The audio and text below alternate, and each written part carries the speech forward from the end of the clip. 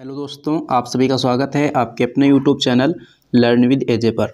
दोस्तों, आज की इस वीडियो में हम लोग 10 मार्च से लेकर 14 मार्च तक की करंट अफेयर्स का रिवीजन करने वाले हैं।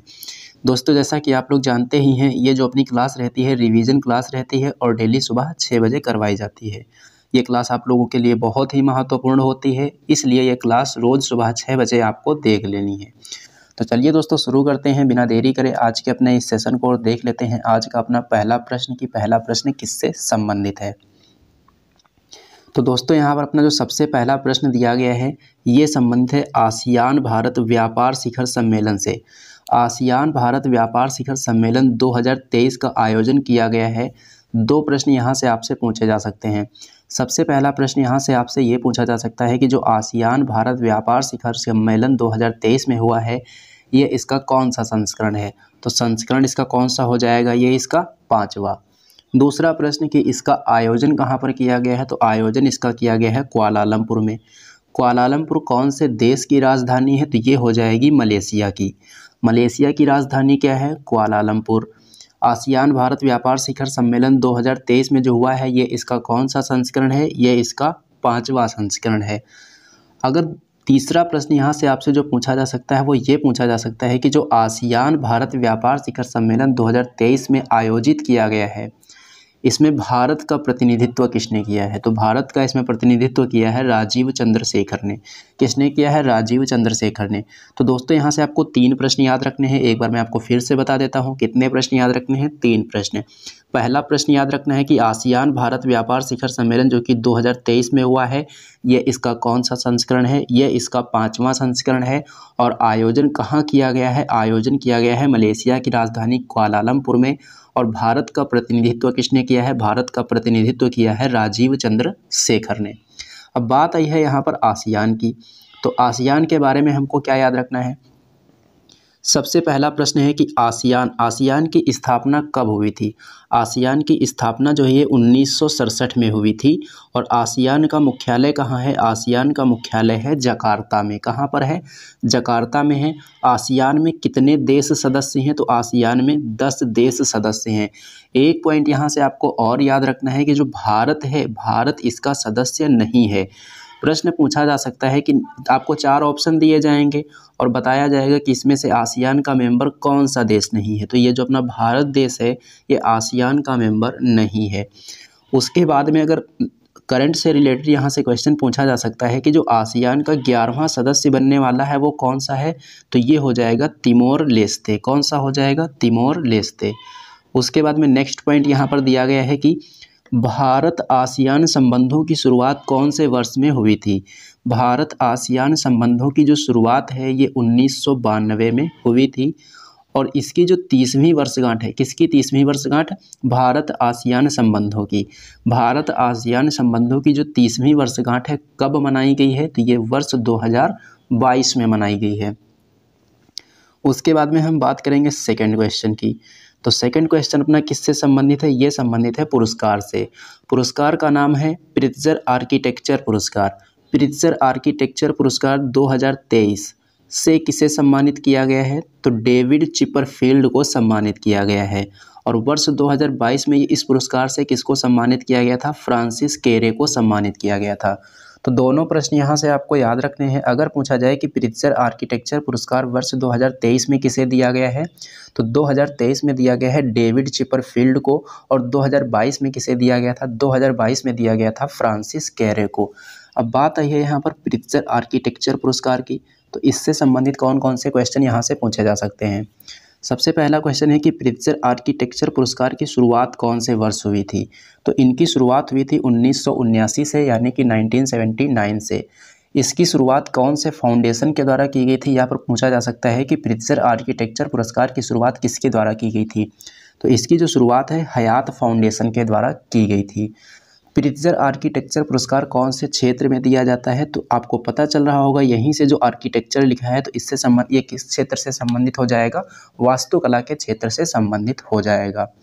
अब यहाँ से नेक्स्ट क्वेश्चन जो पूछा जाता है वो ये है कि जो प्रित्जर आर्किटेक्चर पुरस्कार है, इस पुरस्कार से सम्मानित होने वाले एकमात्र भारतीय व्यक्ति का नाम क्या है। प्रित्जर आर्किटेक्चर पुरस्कार से सम्मानित किए जाने वाले एकमात्र भारतीय व्यक्ति कौन हैं? तो ये हो जाएंगे बालकृष्ण दोषी। इनको इस पुरस्कार से कब सम्मानित किया गया था? इनको जो है इस पुरस्कार से वर्ष 2018 में सम्मानित किया गया था।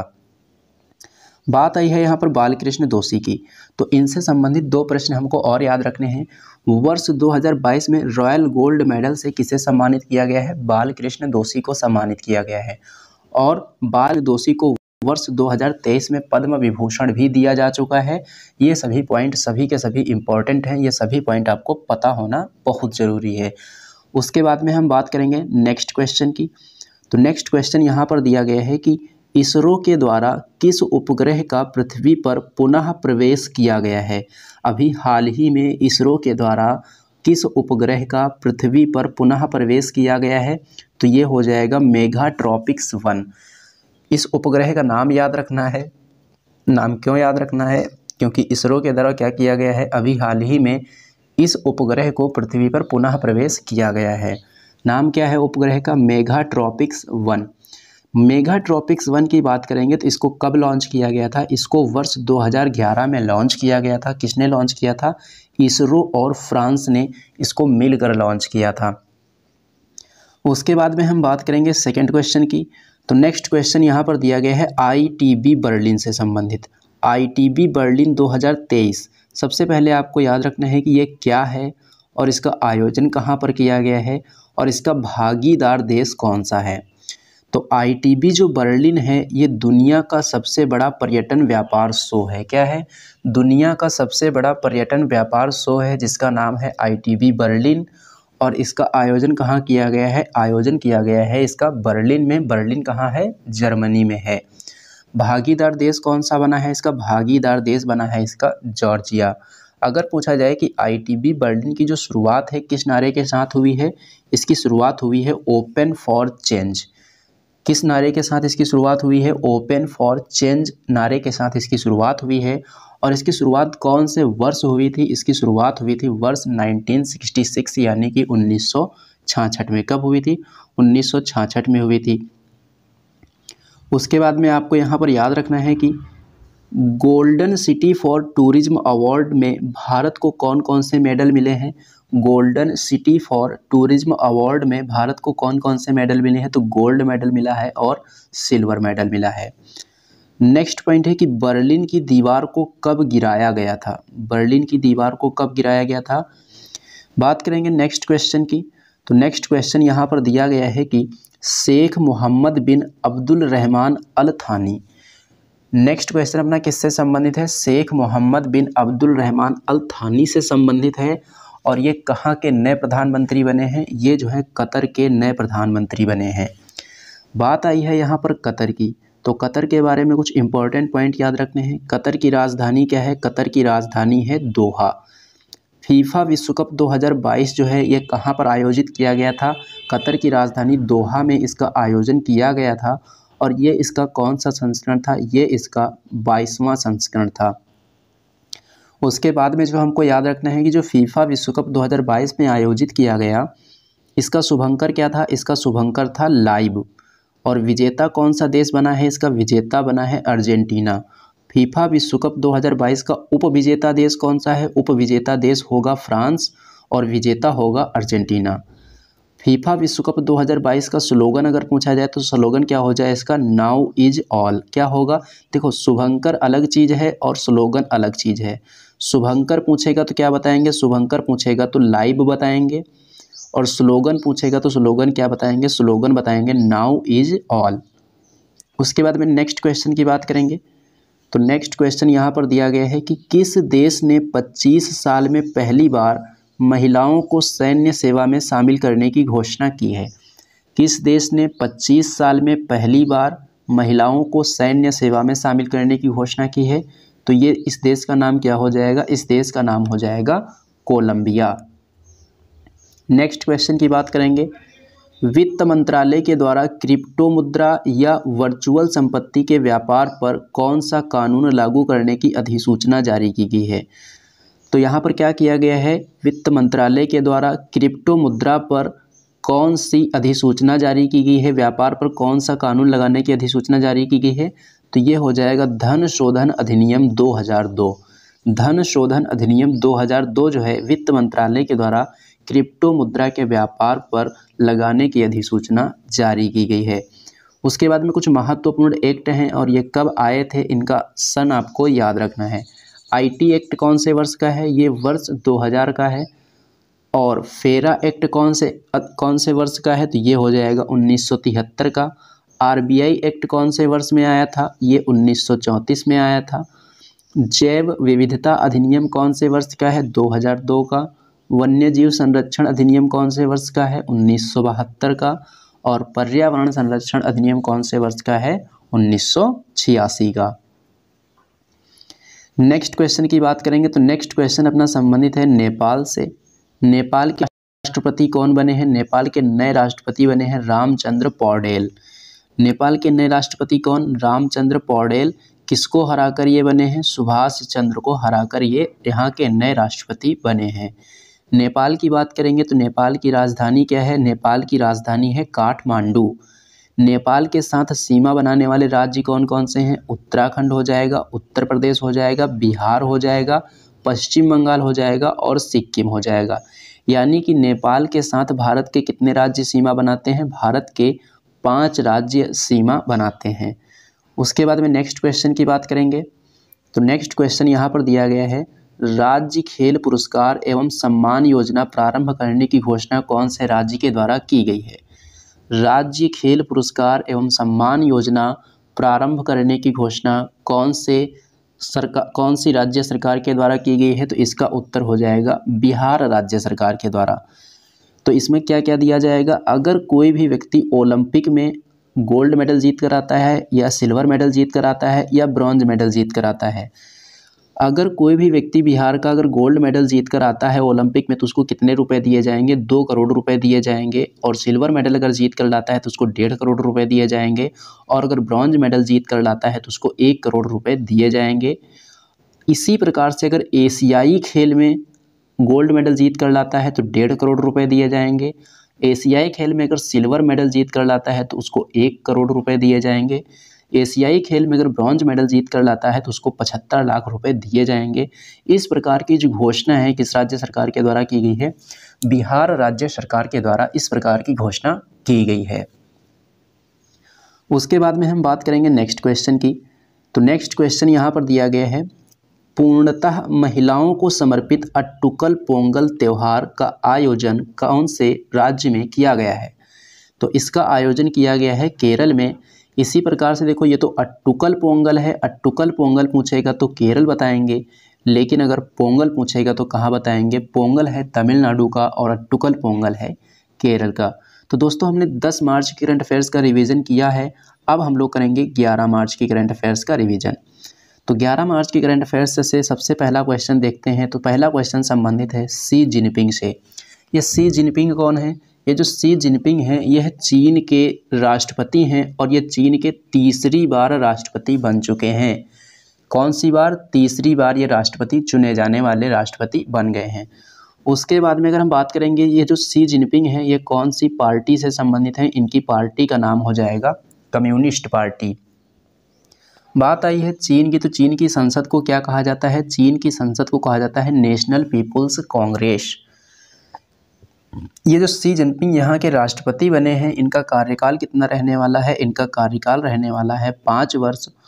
और शी जिनपिंग कहाँ के राष्ट्रपति बने हैं, चीन के। तो चीन के प्रधानमंत्री कौन है, चीन के प्रधानमंत्री हैं ली कियांग। कौन है, ली कियांग। तो दोस्तों यहाँ से आपको कितने प्रश्न याद रखने हैं, 5 प्रश्न याद रखने हैं। सबसे पहला प्रश्न, चीन के राष्ट्रपति कौन है, शी जिनपिंग है, कार्यकाल 5 वर्ष। शी जिनपिंग कौन सी पार्टी से हैं, कम्युनिस्ट पार्टी से हैं। चीन की संसद को क्या कहते हैं, नेशनल पीपुल्स कांग्रेस कहते हैं।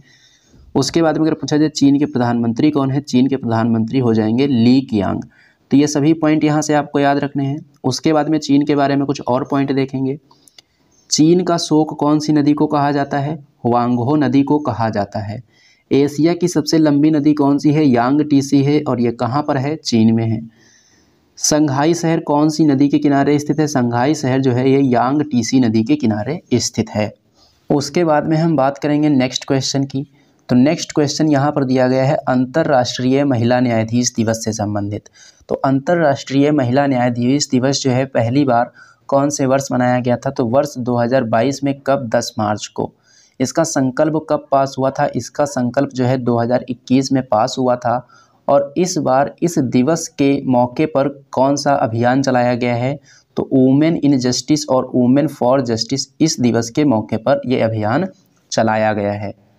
उसके बाद में नेक्स्ट क्वेश्चन की बात करेंगे। तो नेक्स्ट क्वेश्चन यहाँ पर दिया गया है कि भारत मध्य एशिया संयुक्त कार्य समूह की जो पहली बैठक है इसका आयोजन कहाँ पर किया गया है? भारत मध्य एशिया संयुक्त कार्य समूह की पहली बैठक का आयोजन किया गया है नई दिल्ली में।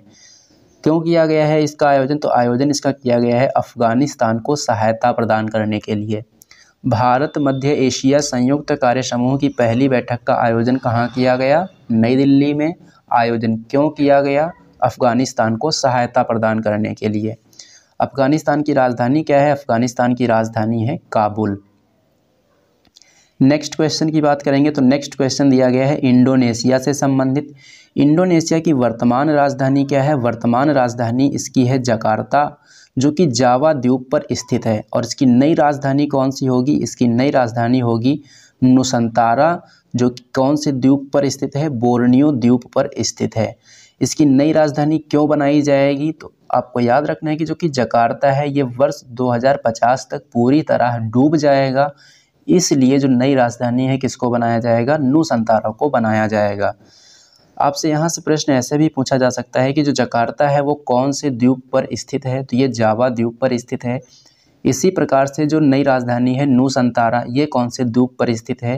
तो ये जो है बोर्नियो द्वीप पर स्थित है। बात आई है बोर्नियो द्वीप की। तो बोर्नियो द्वीप के बारे में याद रखना है कि जो बोर्नियो द्वीप है कितने भागों में बटा है? 3 भागों में बटा है। यानी कि इस पर कितने देशों का अधिकार है? 3 देशों का अधिकार है। इंडोनेशिया, मलेशिया और ब्रुनेई, इन 3 देशों का अधिकार किस पर है? बोर्नियो द्वीप पर। उसके बाद में इंडोनेशिया की बात करेंगे। तो इंडोनेशिया में एक ज्वालामुखी है जो कि इम्पोर्टेंट है। कौन सा ज्वालामुखी है? माउंट सिनाबुंग ज्वालामुखी। माउंट सिनाबिंग ज्वालामुखी कहाँ है? इंडोनेशिया में है। और G20 2022 की बैठक कहाँ हुई थी? इंडोनेशिया के बाली में हुई थी। उसके बाद में बोर्नियो द्वीप से संबंधित एक पॉइंट आपको और यहाँ से याद रखना है कि जो कि एशिया का सबसे बड़ा द्वीप है और विश्व का तीसरा सबसे बड़ा द्वीप है। तो बोर्नियो द्वीप से संबंधित जो नेक्स्ट क्वेश्चन पूछा जा सकता है वो क्या है? अगर पूछा जाए कि एशिया का सबसे बड़ा द्वीप कौन सा है, तो एशिया का सबसे बड़ा द्वीप हो जाएगा बोर्नियो द्वीप। और विश्व का तीसरा सबसे बड़ा द्वीप पूछा जाए तब भी क्या होगा? बोर्नियो द्वीप। लेकिन अगर पूछ दिया जाए कि विश्व का सबसे बड़ा द्वीप कौन सा है, तो विश्व का सबसे बड़ा द्वीप हो जाएगा ग्रीनलैंड द्वीप। विश्व का सबसे बड़ा द्वीप ग्रीनलैंड द्वीप। और एशिया का सबसे बड़ा द्वीप एशिया का हो जाएगा बोर्नियो। उसके बाद में नेक्स्ट क्वेश्चन की बात करेंगे। तो नेक्स्ट क्वेश्चन यहाँ पर दिया गया है कि केंद्र सरकार ने BSF भर्ती में पूर्व अग्निवीरों को कितने प्रतिशत आरक्षण देने की अधिसूचना जारी की है? केंद्र सरकार ने BSF भर्ती में पूर्व अग्निवीरों को कितने प्रतिशत आरक्षण देने की अधिसूचना जारी की है? तो 10% आरक्षण देने की अधिसूचना जारी की गई है। और साथ साथ में शारीरिक दक्षता टेस्ट में भी छूट मिलेगी और आयु सीमा में 5 साल की छूट मिलेगी। नेक्स्ट क्वेश्चन की बात करेंगे। तो नेक्स्ट क्वेश्चन यहाँ पर दिया गया है कि NPDRR के तीसरे सत्र का उद्घाटन किसने किया है? NPDRR के तीसरे सत्र का उद्घाटन किया है प्रधानमंत्री नरेंद्र मोदी जी ने। उद्घाटन कहाँ पर किया है? उद्घाटन किया है नई दिल्ली में। बात आई है NPDRR की। इसका फुल फॉर्म क्या होता है? इसका फुल फॉर्म होता है national platform for disaster risk reduction. National platform for disaster risk reduction इसका फुल फॉर्म है। और इसकी स्थापना कौन से वर्ष में हुई थी? इसकी स्थापना हुई थी वर्ष 2013 में। उद्देश्य इसका क्या है? इसका उद्देश्य है आपदा जोखिम को कम करना। इसका उद्देश्य क्या है? इसका उद्देश्य है आपदा जोखिम को कम करना। इसकी थीम क्या है? इसकी थीम है बदलते मौसम में स्थानीय बदलाव। थीम क्या है? बदलते मौसम में स्थानीय बदलाव। नेक्स्ट क्वेश्चन की बात करेंगे। तो नेक्स्ट क्वेश्चन अपना संबंधित है सतीश कौशिक जी से। ये सतीश कौशिक कौन है? ये सतीश कौशिक जी जो हैं यह एक अभिनेता और निर्देशक थे। इनका अभी हाल ही में निधन हो गया है 66 वर्ष की उम्र में। तो ये भी आपको याद रखना है कि जो सतीश कौशिक हैं इनका संबंध कौन से क्षेत्र से था, तो ये अभिनेता और निर्देशक थे। इनका अभी हाल ही में निधन हो गया है, इसलिए इनसे संबंधित ये प्रश्न आपको पूछे जा सकते हैं। उसके बाद में अगर पूछा जाए कि जो सतीश कौशिक हैं इनका जन्म कहाँ हुआ था, इनका जन्म हुआ था हरियाणा में। बात करेंगे नेक्स्ट क्वेश्चन की, तो नेक्स्ट क्वेश्चन यहाँ पर दिया गया है कि 8वें नंबर के राष्ट्रीय फोटोग्राफी पुरस्कार में लाइफ टाइम अचीवमेंट अवार्ड जो है किसे प्रदान किया गया है, तो ये जो है शिप्रा दास को प्रदान किया गया है। और इस पुरस्कार में कितने रुपए दिए जाते हैं, 3 लाख रुपए दिए जाते हैं।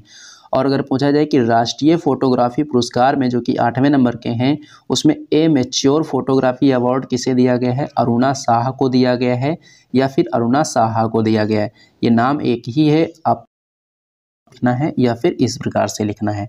उसके बाद में अगर पूछा जाए कि 8वें नंबर के राष्ट्रीय फोटोग्राफी पुरस्कार जो हैं किसने प्रदान किए हैं, तो डॉक्टर एल मुरुगन ने प्रदान किए हैं। और कुल कितने अवार्ड प्रदान किए गए हैं, कुल 13 अवार्ड प्रदान किए गए हैं। उसके बाद में नेक्स्ट क्वेश्चन की बात करेंगे, तो नेक्स्ट क्वेश्चन दिया गया है मुंडक उपनिषद से संबंधित। मुंडक उपनिषद द ब्रिज टू इमॉर्टैलिटी जो पुस्तक है इसका विमोचन किसने किया है, उपराष्ट्रपति जगदीप धनखड़ जी के द्वारा मुंडक उपनिषद नाम की जो पुस्तक है उसका विमोचन किया गया है। इस पुस्तक के लेखक कौन है, डॉक्टर कर्ण सिंह हैं। ये डॉक्टर कर्ण सिंह कौन है, महाराजा हरि सिंह के पुत्र हैं।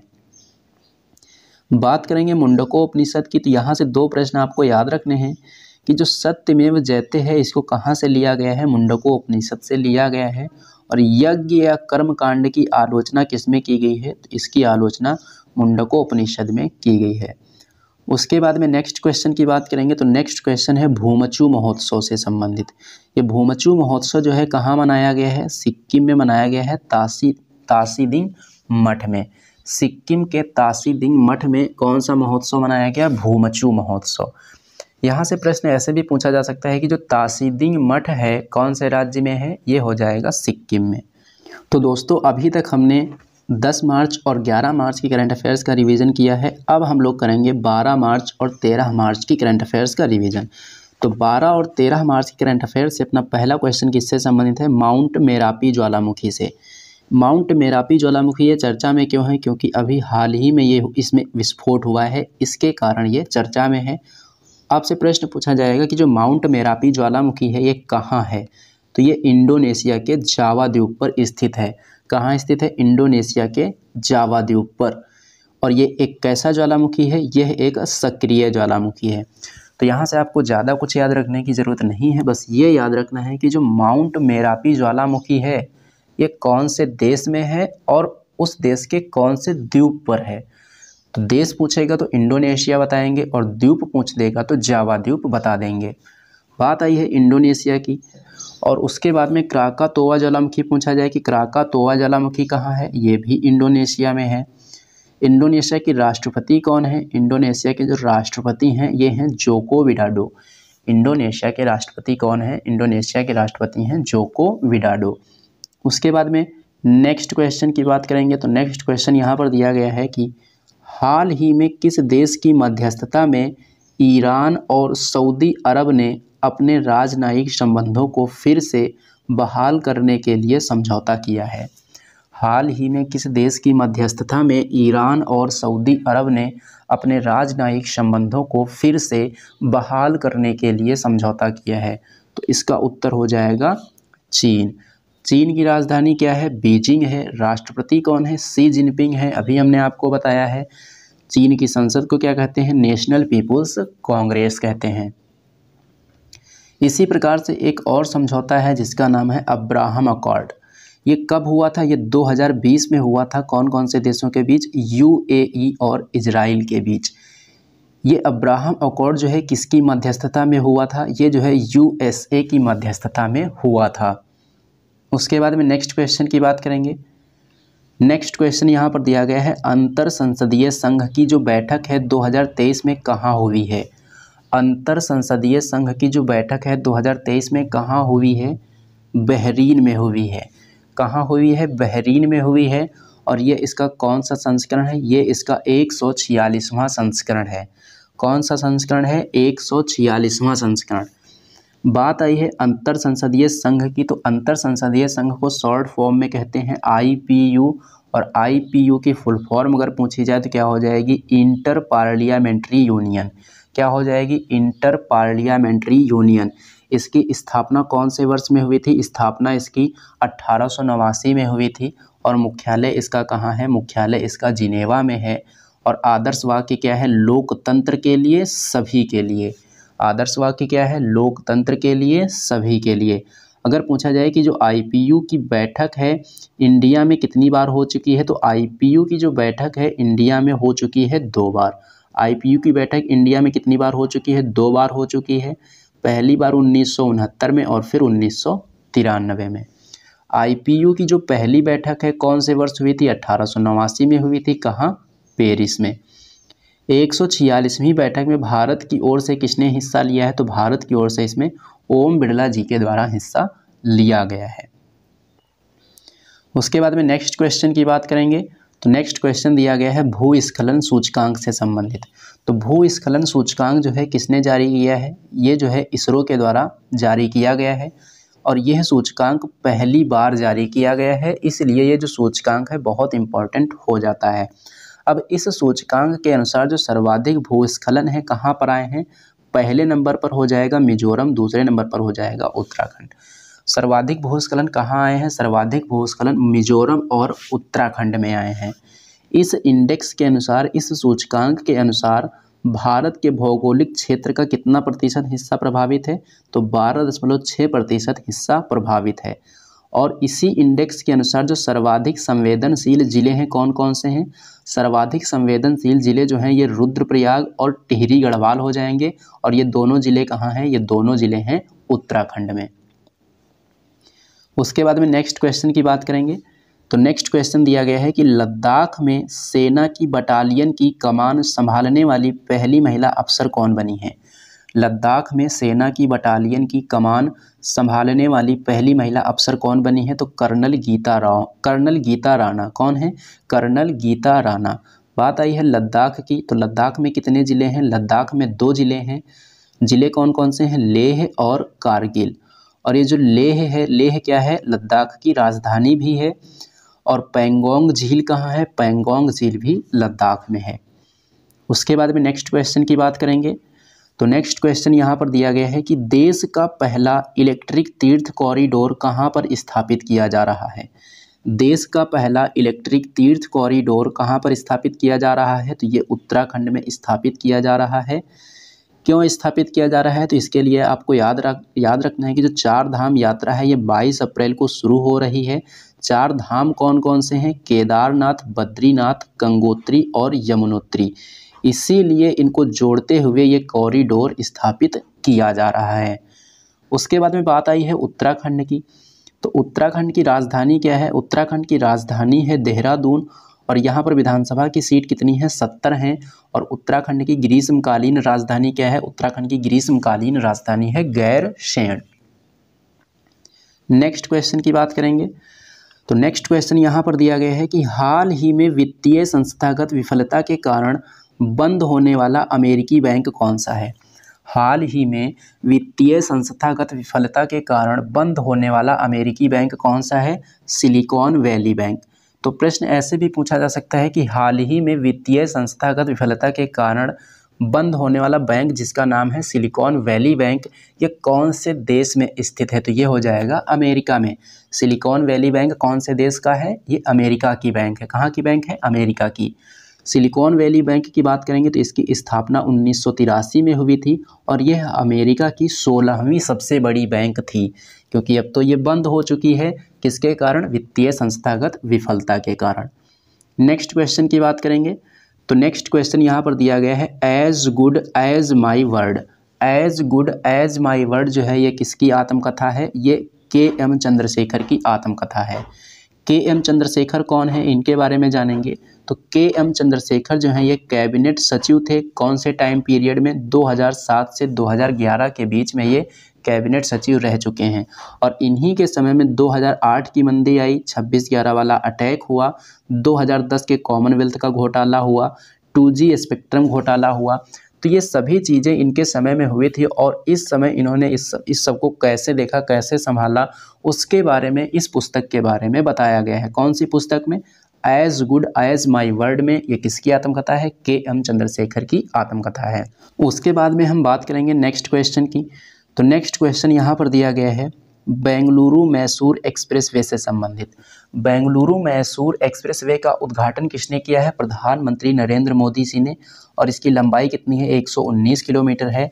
और इसका निर्माण कौन सी परियोजना के तहत किया गया है? इसका निर्माण भारतमाला परियोजना के तहत किया गया है। उसके बाद में हम बात करेंगे नेक्स्ट क्वेश्चन की। तो नेक्स्ट क्वेश्चन यहाँ पर दिया गया है आरोग्य महिला योजना से। आरोग्य महिला योजना कहाँ शुरू हुई है? तेलंगाना में। और ये योजना जो है किसके लिए है? ये योजना महिलाओं के लिए है जिसमें स्वास्थ्य सेवाएं प्रदान की जाएंगी। शुभारंभ किसने किया है? टी हरीश राव ने। टी हरीश राव कौन है? तेलंगाना के स्वास्थ्य मंत्री हैं। तो दो प्रश्न यहाँ से याद रखने हैं। आरोग्य महिला योजना कहाँ शुरू हुई है? तेलंगाना में। किसने शुरू की है? टी हरीश राव ने। टी हरीश राव कौन है? तेलंगाना के स्वास्थ्य मंत्री हैं। बात करेंगे तेलंगाना की। तो तेलंगाना की स्थापना कब हुई थी? तेलंगाना की स्थापना हुई थी 2 जून 2014 को। राजधानी है हैदराबाद। और विधानसभा की सीट कितनी है? विधानसभा की सीट हो जाएंगी यहाँ पर 117। तो 13 मार्च तक की करंट अफेयर्स का रिवीजन कर लिया है हमने। अब हम लोग करेंगे 14 मार्च की करंट अफेयर्स का रिवीजन। सबसे पहला प्रश्न यहाँ पर दिया गया है कि समुद्री साझेदारी अभ्यास MPX जो है कौन कौन से देशों के बीच में होता है? तो ये भारत और फ्रांस के बीच होने वाली एक्सरसाइज है। और इसका आयोजन कहाँ किया गया है? इसका आयोजन किया गया है अरब सागर में। और भारत की तरफ से इसमें कौन सा जहाज़ शामिल हुआ है? तो INS सह्याद्री ने इसमें भाग लिया है। तो 3 प्रश्न यहाँ से आपको याद रखने हैं। समुद्री साझेदारी अभ्यास कौन कौन से देशों के बीच हुआ? भारत और फ्रांस के बीच। आयोजन कहाँ किया गया? अरब सागर में। भारत की तरफ से कौन सा जहाज़ शामिल हुआ है? INS सह्याद्री ने इसमें भाग लिया है। उसके बाद में भारत और फ्रांस के बीच होने वाली कुछ एक्सरसाइज हैं जैसे कि शक्ति एक्सरसाइज, वरुण एक्सरसाइज और गरुण एक्सरसाइज। ये तीनों की तीनों एक्सरसाइज जो हैं कौन कौन से देशों के बीच होती हैं? भारत और फ्रांस के बीच ये एक्सरसाइज होती हैं। उसके बाद में नेक्स्ट क्वेश्चन की बात करेंगे। तो नेक्स्ट क्वेश्चन दिया गया है वेल्थ रिपोर्ट 2023 से संबंधित। वेल्थ रिपोर्ट जो है ये किसने जारी की है? इसको नाइट फ्रैंक के द्वारा जारी की गई है। और इस रिपोर्ट के अनुसार जो सर्वाधिक महंगा शहर है कौन सा हो जाएगा? ये हो जाएगा मोनाको। किस मामले में? संपत्ति खरीदने के मामले में। खरीदार की पहली पसंद कौन सी है इस रिपोर्ट के अनुसार? तो यूनाइटेड किंगडम हो जाएगी। और इसी रिपोर्ट में एक इंडेक्स भी जारी किया गया है, नाम याद रखना है, इंटरनेशनल रेजिडेंशियल इंडेक्स। तो यहाँ से आपको कौन कौन से याद रखने हैं? वेल्थ रिपोर्ट किसने जारी की है? नाइट फ्रैंक ने जारी की है। और इस रिपोर्ट के अनुसार संपत्ति खरीदने के मामले में सबसे महंगा शहर कौन सा है? मोनाको है। और इसी रिपोर्ट के अनुसार जो खरीदार की पहली पसंद है वो कौन सी है? यूनाइटेड किंगडम है। और इसी रिपोर्ट में एक सूचकांक भी जारी हुआ है जिसका नाम है इंटरनेशनल रेजिडेंशियल इंडेक्स। उसके बाद में नेक्स्ट क्वेश्चन की बात करेंगे। तो नेक्स्ट क्वेश्चन यहाँ पर दिया गया है कि दुनिया का सबसे लंबा रेलवे प्लेटफॉर्म कौन सा रेलवे प्लेटफॉर्म बन गया है? तो ये हो जाएगा सिद्धरूधा स्वामी रेलवे स्टेशन। ये कहाँ स्थित है? कर्नाटक, हुबली में स्थित है। और इसकी लंबाई कितनी है? इसकी लंबाई हो जाएगी 1507 मीटर। उद्घाटन किसने किया है? प्रधानमंत्री जी ने किया है।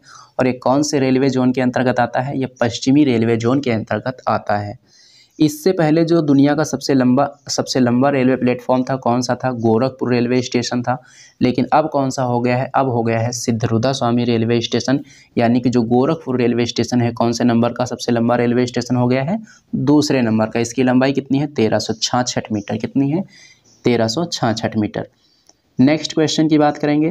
तो नेक्स्ट क्वेश्चन यहाँ पर दिया गया है कि ऑस्कर पुरस्कार 2023 किसे प्रदान किया गया है? ऑस्कर पुरस्कार 2023 जो है अगर सर्वश्रेष्ठ मूल गीत में पूछा जाएगा कि सर्वश्रेष्ठ मूल गीत की श्रेणी में ऑस्कर पुरस्कार 2023 किस सॉन्ग को मिला है? तो नाटू नाटू सॉन्ग को मिला है। ऑस्कर पुरस्कार 2023 जो प्रदान किए गए हैं ये इनका कौन सा संस्करण है? ये इनका 95वां यानी कि 95वां संस्करण है। और ये पुरस्कार जो है कहाँ प्रदान किए गए हैं? लॉस एंजल्स में प्रदान किए गए हैं। और अगर पूछा जाए कि ऑस्कर पुरस्कार 2023 जो है शॉर्ट डॉक्यूमेंट्री श्रेणी में किस फिल्म को दिया गया है? तो एलिफेंट विस्पर्स को दिया गया है। एलिफेंट विस्पर्स की निर्देशक कौन है? तो कार्तिकी हो जाएंगी। और निर्माता कौन है? निर्माता इसकी गुनीत हो जाएंगी। बात करेंगे ऑस्कर अवार्ड की, तो इनकी शुरुआत कब हुई थी? इनकी शुरुआत 1929 में हुई थी। नाटू नाटू सॉन्ग की बात करेंगे तो इसका संगीत किसने दिया है? MM कीरवानी ने। और शब्द किसने दिए हैं? चंद्र बोस ने। और इसके सिंगर्स कौन है? राहुल सिपलीगंज और काल भैरव। उसके बाद में नेक्स्ट क्वेश्चन की बात करेंगे। तो नेक्स्ट क्वेश्चन यहाँ पर दिया गया है कि भारत का पहला जियोलॉजिकल पार्क कहाँ स्थापित किया जाएगा। तो ये मध्य प्रदेश में स्थापित किया जाएगा। खर्चा कितना आएगा, 35 करोड़ रुपए। मध्य प्रदेश की बात करेंगे तो इसका अभी हाल ही में 53वां जिला बना है। कौन सा जिला बना है इसका 53वां जिला, मऊगंज। मध्य प्रदेश की एक योजना भी याद रखनी है जिसका नाम है लाडली बहन योजना। और मध्य प्रदेश से संबंधित 2-3 पॉइंट और याद रखने हैं। जो 17वां प्रवासी भारतीय सम्मेलन हुआ है, कहाँ हुआ है, इंदौर मध्य प्रदेश में हुआ है। खेलो इंडिया यूथ गेम्स के 5वें संस्करण का आयोजन कहाँ हुआ है, मध्य प्रदेश में हुआ है। खजुराहो नृत्य महोत्सव कहाँ मनाया जाता है, मध्य प्रदेश में मनाया जाता है। उसके बाद में नेक्स्ट क्वेश्चन की बात करेंगे। तो नेक्स्ट क्वेश्चन दिया गया है कि इन्फ्लुएंजा के सीजनल वायरस H3N2 वायरस से पहली बार मौत कहाँ हुई है। तो कर्नाटक और हरियाणा में हुई है। कहाँ पर, कर्नाटक और हरियाणा में, दोनों जगह पर H3N2 वायरस से मौत देखी गई है। H3N2 किससे संबंधित है, ये सूअर से फैलता है और इसलिए इसको स्वाइन इन्फ्लुएंजा भी कहा जाता है। H1N1 क्या है, ये स्वाइन फ्लू है। और H5N1 क्या है, ये बर्ड फ्लू है। क्या है, बर्ड फ्लू। उसके बाद में नेक्स्ट क्वेश्चन की बात करेंगे। तो नेक्स्ट क्वेश्चन दिया गया है व्यास सम्मान 2022 से संबंधित। व्यास सम्मान 2022 जो है किससे सम्मानित किया गया है, व्यास सम्मान 2022 से किसे सम्मानित किया गया है, ज्ञान चतुर्वेदी को। किस उपन्यास के लिए, पागलखाना उपन्यास के लिए इन्हें सम्मानित किया गया है। किसके द्वारा यह पुरस्कार दिया जाता है, के बिरला फाउंडेशन के द्वारा दिया जाता है। और 2022 में इसका ये कौन सा संस्करण है, ये इसका 32वां संस्करण है। ज्ञान चतुर्वेदी की बात करेंगे तो ज्ञान चतुर्वेदी जी जो है, इनका जन्म हुआ था झांसी उत्तर प्रदेश में। और वर्तमान समय में ये मध्य प्रदेश में क्या है, मध्य प्रदेश में फेमस कार्डियोलॉजिस्ट हैं। व्यास सम्मान की बात आई है, इसकी शुरुआत हुई थी 1991 में। किसके द्वारा, के बिरला फाउंडेशन के द्वारा इसकी शुरुआत की गई थी। और 31वां व्यास सम्मान किसे दिया गया, असगर वजाहत को महाबली नाटक के लिए। और इस पुरस्कार में जो इनामी राशि है कितनी है, 4 लाख रुपए। नेक्स्ट क्वेश्चन की बात करेंगे। तो नेक्स्ट क्वेश्चन यहाँ पर दिया गया है MSME प्रतिस्पर्धी लीन योजना का प्रारंभ किसने किया है, नारायण राणे ने किया है। MSME में M का मतलब है माइक्रो, S का मतलब है स्मॉल, M का मतलब है मीडियम और इस वाले E का मतलब है इंटरप्राइजेस। उसके बाद में नेक्स्ट क्वेश्चन की बात करेंगे। तो नेक्स्ट क्वेश्चन यहाँ पर दिया गया है ओट फेस्ट 2023 का आयोजन कहाँ किया गया है, बेंगलुरु में। किसके द्वारा, चुनाव आयोग के द्वारा। उद्देश्य क्या है, चुनाव प्रक्रिया पर जागरूकता पैदा करना। बात आई है चुनाव आयोग की, तो इसकी स्थापना हुई थी 25 जनवरी 1950 को। और इसका उल्लेख है अनुच्छेद नंबर 324 में। वर्तमान समय में मुख्य चुनाव आयुक्त कौन है, राजीव कुमार हैं। और अन्य जो चुनाव आयुक्त हैं कौन है, अरुण गोयल और अनूप चंद्र पांडे हैं। नेक्स्ट क्वेश्चन की बात करेंगे और आज का ये लास्ट क्वेश्चन है यहाँ पर राष्ट्रीय खेल 2024 से संबंधित। इसका आयोजन उत्तराखंड में होगा और संस्करण ये इसका होगा 38वां। और इसकी घोषणा किसने की है, PT उषा ने की है। 36वें राष्ट्रीय खेल कहाँ हुए, गुजरात में। 37वें कहाँ होंगे, गोवा में। तो दोस्तों ये था आज का आपका सेशन। ये सेशन आपको कैसा लगा है कमेंट बॉक्स में कमेंट करके ज़रूर बताना। अगर ये सेशन आपको पसंद आया हो तो इसे लाइक करना और इसे अपने दोस्तों में ज़्यादा से ज़्यादा शेयर भी करना। और हाँ दोस्तों, अगर आप लोगों ने अभी तक हमारे चैनल को सब्सक्राइब नहीं किया है तो चैनल को सब्सक्राइब कर लेना और बेल आइकन पर क्लिक करके ऑल पर ज़रूर क्लिक कर लेना, जिससे कि इस चैनल पर जब भी कोई वीडियो अपलोड की जाए तो उसका नोटिफिकेशन आपको सबसे पहले मिले। तो चलिए दोस्तों, मिलते हैं अब हम लोग एक नेक्स्ट वीडियो में।